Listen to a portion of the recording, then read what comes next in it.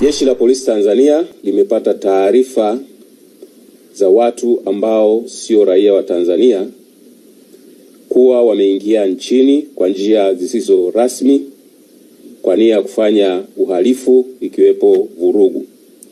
Watu hao wanajifanya kuwa wanafanya shughuli mbalimbali ikiwepo bodaboda.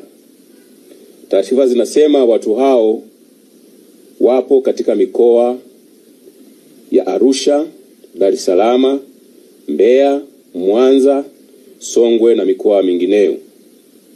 Wakati jeshi la polisi linaendelea kuwafuatilia ili kuwachukulia hatua kali kwa mujibu wa sheria, mwananchi yoyote ambaye amempangisha au anaishi na raia yoyote wa kigeni asiyefahamika na anafanya shughuli gani, atoe taarifa kwa kupiga simu kupitia namba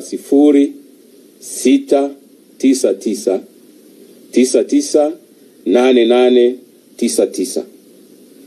Asipotoa taarifa na watu hao wakikutwa nyumbani kwake au kwenye biashara yake, hatua kali za kisheria zitachukuliwa dhidi yake.